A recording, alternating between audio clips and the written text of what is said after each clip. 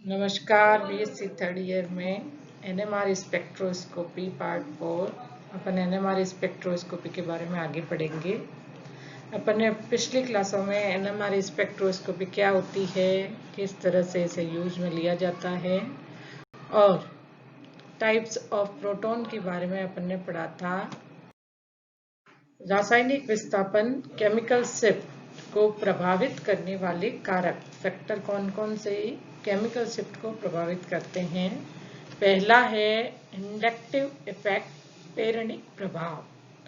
Plus आई समूह उपस्थित होने पर प्रोटॉन के चारों ओर इलेक्ट्रॉन घनत्व बढ़ जाता है और प्रोटॉन परिरक्षित हो जाता है और कम बाहरी चुंबकीय क्षेत्र की आवश्यकता होती है, जिससे संकेत उच्च क्षेत्र अर्थात निम्न डेल्टा मान की ओर विस्थापित हो जाता है। यदि -I समूह उपस्थित हो तो इलेक्ट्रॉन घनत्व कम हो जाता है और प्रोटॉन विपरिरक्षित डिसिल्ड हो जाता है और अधिक बाहरी चुंबकीय क्षेत्र की आवश्यकता होती है, जिससे संकेत निम्न क्षेत्र में प्राप्त होगा अर्थात डेल्टा का मान उच्च हो जाता है। एग्जाम्पल, जैसे अपन ने कंपाउंड लिया CH3F, CH3Cl, CH3Br, CH3I, तो इनके डेल्टा की वैल्यू यदि अपन देखें तो CH3F मेथिल फ्लोराइड के लिए डेल्टा का मान सबसे ज्यादा 4.26, जबकि CH3I आयोडीन के लिए इसका मान 2.82। तो इसमें देखिए फ्लोरीन का -I इफेक्ट सबसे ज्यादा है, इस कारण से ये इलेक्ट्रॉन घनत्व को सबसे कम करेगा, तो प्रोटॉन डिसिल्ड हो जाएगा।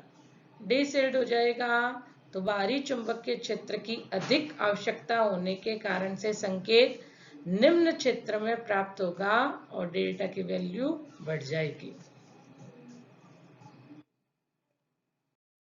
केमिकल शिफ्ट को प्रभावित करने वाला दूसरा कारक है समूह में विद्युत ऋणी परमाणु की दूरी। समूह में विद्युत ऋणी परमाणु की दूरी बढ़ने पर डेल्टा का मान घटता है। जैसे example, methyl chloride, ethyl chloride. Methyl chloride में CH3Cl और एथिल क्लोराइड में CH3CH2Cl। तो देखिए Cl से एथिल में दूरी बढ़ी, तो दूरी बढ़ने पर डेल्टा की वैल्यू का मान कम होगा। तो मेथिल क्लोराइड के लिए इसकी वैल्यू 3.0 और एथिल क्लोराइड में इसकी वैल्यू आएगी 1.8। तीसरा फैक्टर है असंतृप्तता की मात्रा, यानी डबल बॉन्ड या असंतृप्तता कितनी है उसे देखना है। असंतृप्तता का मान बढ़ेगा तो डेल्टा का मान भी बढ़ेगा। Example, CH3 single bond C, second में C डबल बॉन्ड C और तीसरे में बेंजीन रिंग में घूमते हुए इलेक्ट्रॉन या double single double alternate double bond. जब सिंगल बॉन्ड है तो डेल्टा की वैल्यू है 1 से 2 के बीच में। जब C डबल बॉन्ड C है तो इसकी वैल्यू है 3 और जब बेंजीन रिंग में असंतृप्तता की वैल्यू बढ़ी तो इसका मान आता है 6 से 7 के बीच में, यानी असंतृप्तता की वैल्यू बढ़ेगी तो डेल्टा का मान भी बढ़ेगा।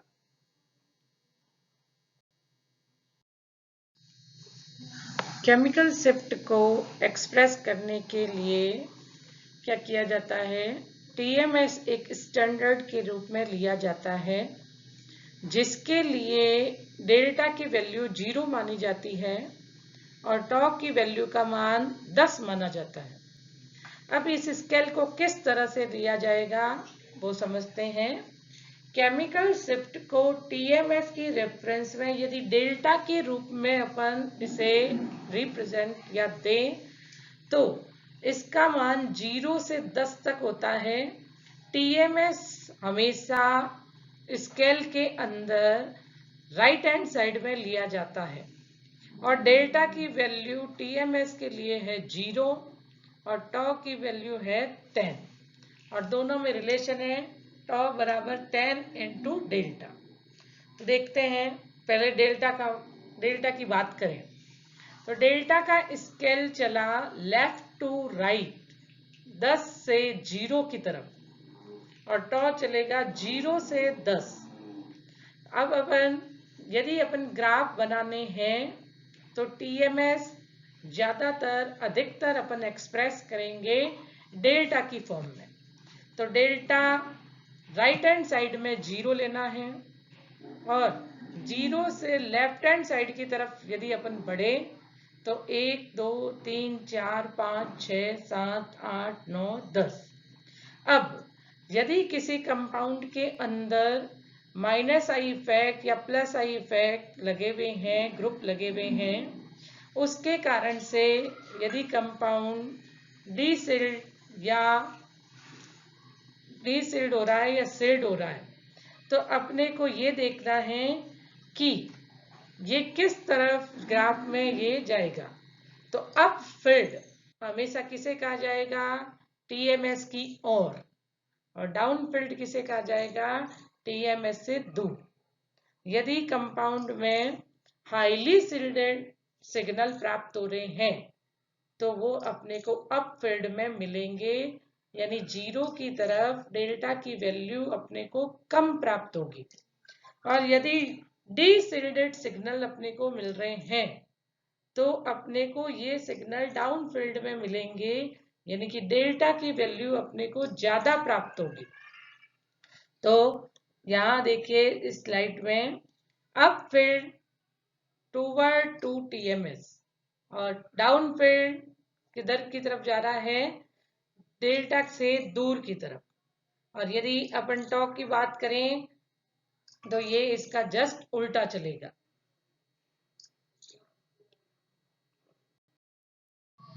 Important region of general groups, ये जो बनाया हुआ है ये एक आइडिया देता है अपने को कि कौन सा ग्रुप लगा हुआ है और किस रेंज में अपने को डेल्टा की वैल्यू प्राप्त होगी।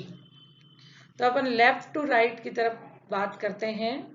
एल्डिहाइडिक ग्रुप लगे हुए होते हैं तो रेंज 10-9 के बीच में होती है। एरोमेटिक या हिट्रो एरोमेटिक लगे हुए होते हैं तो ये रेंज 9 से 6 की ओर होती है। ऑलिफिनिक ग्रुप लगे हुए होते हैं, डबल बॉन्ड लगा हुआ होता है तो इसका मान 7-8 से 4-5 के बीच में होता है। अल्फा डाइसब्स्टिट्यूटेड एलिफेटिक हो तो इसका मान 7 से लेकर 3 और 2 के बीच होता है। अल्फा मोनो सब्स्टिट्यूटेड एलिफेटिक हो तो इसका मान जनरली 5 से 1 के बीच में होता है। एसिटिलिनिक बॉन्ड लगा हुआ हो, ग्रुप लगा हुआ हो तो इसका मान 3 से 1 के बीच में होता है। बीटा सब्स्टिट्यूटेड एलिफेटिक लगे हुए हो तो इसका मान जनरली 2 से 0 के बीच में होता है। यदि 1 डिग्री एल्किल समूह लगा हुआ है तो इसकी वैल्यू 0.8 से 1.0। यदि 2 डिग्री एल्किल समूह है तो 1.2 से 1.4। 3 डिग्री एल्किल समूह है तो इसका मान 1.4 से 1.7 के बीच में। एलिलिक समूह लगा हुआ है तो इसका मान 1.6 से 1.9। वाइनिलिक समूह लगा हुआ है तो 4.6 से 5। एसिटिलिनिक समूह लगा हुआ है तो इसका मान 2.5 से 3.1। एरोमेटिक है कंपाउंड तो इसका मान आता है 6.5 से 7.5। एल्किल हैलाइड है जिसमें आयोडाइड लगा हुआ है तो 3.1 से 3.3। ब्रोमाइड लगा हुआ है तो 3.4 से 3.6। क्लोराइड लगा हुआ है तो 3.6 से 3.8। ईथर के लिए इसका मान 3.3 से 3.9। अल्कोहल के लिए इसका मान 3.3 से 4। कार्बोक्सिलिक ग्रुप लगे हुए हैं तो इसका मान हाईएस्ट मान होते हैं 10 से 13 के बीच में। एल्डिहाइड ग्रुप लगे हुए हैं तो इसका मान 9.5 से 9.7। कीटोनिक ग्रुप लगे हुए हैं तो इसका मान 2.1 से 2.6। एमीन लगा हुआ है तो इसका मान 1 से 5 के बीच में।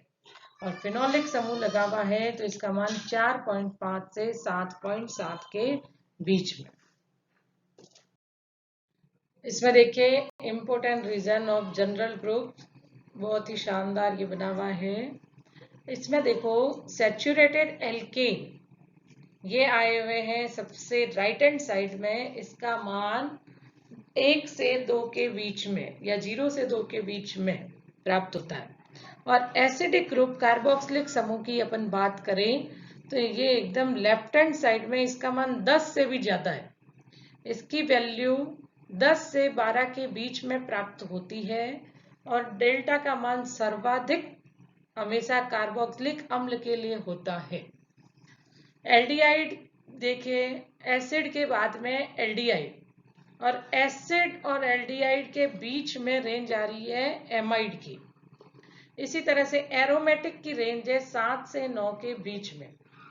विनाइल की रेंज हो गई 5 से 4, 5 के 6, 7 के बीच में। इस तरह से सभी ग्रुप लगे हुए हैं, दिए हुए हैं।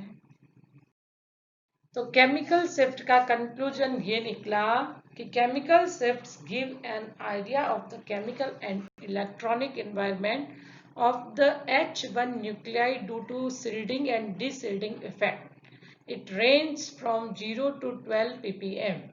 Chemical shift hydrogen 1, proton 1 nuclei के shielding परिरक्षण और विपरिरक्षण प्रभाव के कारण से रासायनिक और इलेक्ट्रॉनिक एनवायरनमेंट का परिणाम देती है और इसका मान 0 से 12 ppm होता है। Thank you.